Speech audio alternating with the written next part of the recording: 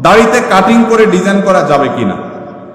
দাড়িতে কাটিং করে ডিজাইন করা বলতে যদি বুঝান ওই যে ফ্রেঞ্চ কাট এটা সেটা, তাহলে এটা দাড়ির সাথে একটা তামাশা এবং মশকরা করা। নবী করিম সাল্লাল্লাহু আলাইহি সাল্লাম বলেছেন, আফুল্লুহা, তোমরা দাড়িকে লম্বা করো, আর খুল্লুহা, দাড়িকে ছেড়ে দাও। পরিষ্কার নির্দেশ নবীজির।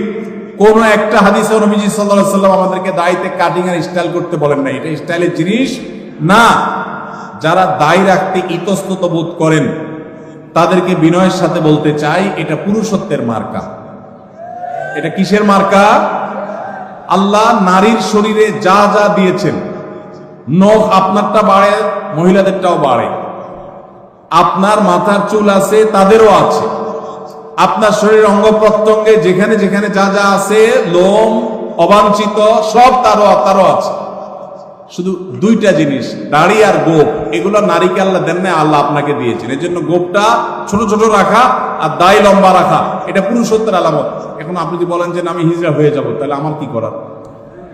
আল্লাহ আমাদের ভাইদেরকে হেদায়েত দান করুন।